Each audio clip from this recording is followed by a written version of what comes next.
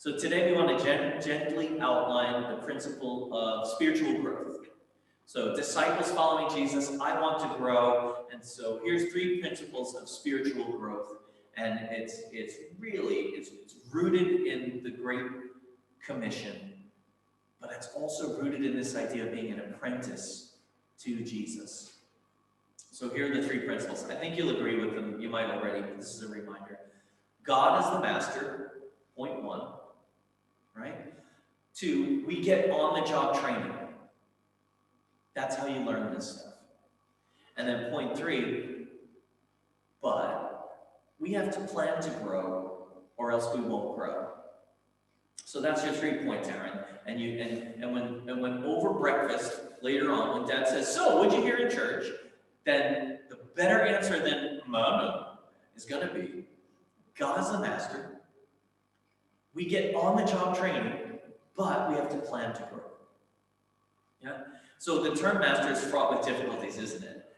Sometimes we think like Kung Fu master. I don't know if you ever saw that Japanese man with the white hair and a long white beard, and he runs his finger down his beard. Kung Fu master. It's just, Kung Fu's Chinese. Okay, don't mix them up.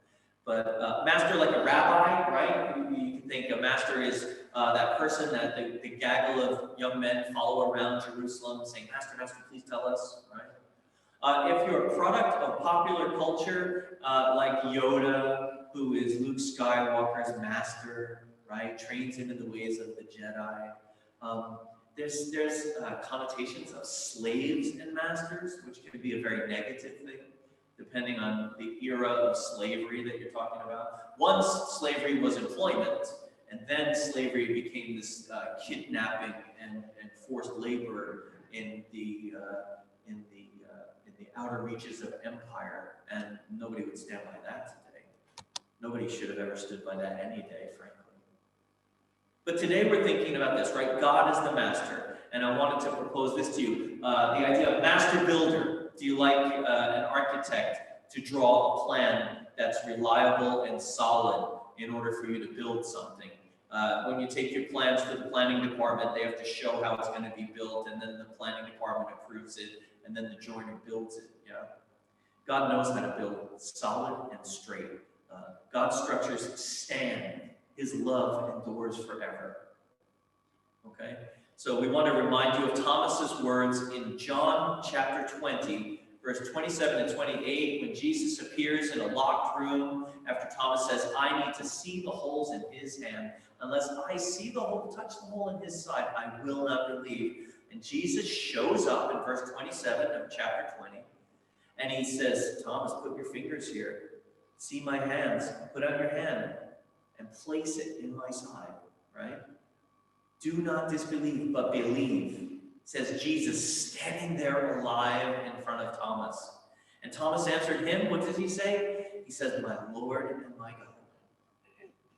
Jehovah's Witnesses tell you Thomas stopped and considered Jehovah in heaven as Jesus stood there and he said, "My Lord and my God." But I don't buy that. I don't buy that. Did I step off camera when I said that? Sorry, folks. So the idea being that Thomas refers to Jesus Christ, my Lord and my God. And so when we talk about God as master, there's the picture of it, isn't it? There's the picture. In Christ, we are apprentices who are shown the Father by the Son.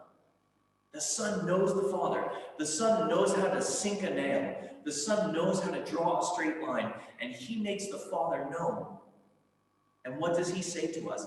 He says in Matthew chapter 11, verse 29, he says this, "Take my yoke upon you and learn from me, for I am gentle and lowly in heart, and you will find rest for your souls." That's apprenticeship. That's the easy thing that Jesus promised us.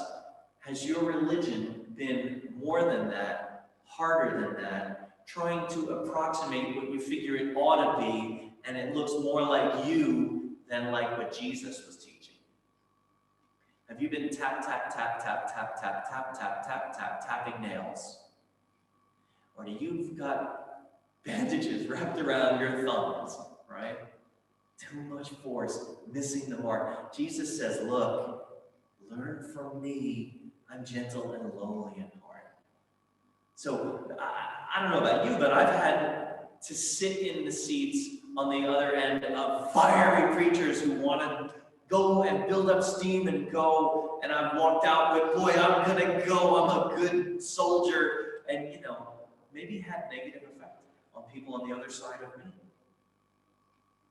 Right? There's room for motivational preaching, and sometimes we do need a fire lit under us because we're not engaged. We haven't shown up. We're not on the job being trained. And so we want to disparage motivational preaching that's rooted in the Word and wielded well and correctly. But religion that whips up a frog and says, go, go, go, without the Spirit of Jesus Christ is something we should be wary of too. Disciples know that God is Father and our benevolent Master who loves and leads and grows his children. Disciples, apprentices. That's point one. God is Master. I trust him. Do you trust him? And as he grows you, have you realized it's easier than I thought? And as he accepts you back after you've made it harder than it needs to be, have you been embraced by what you do know about God who loves you?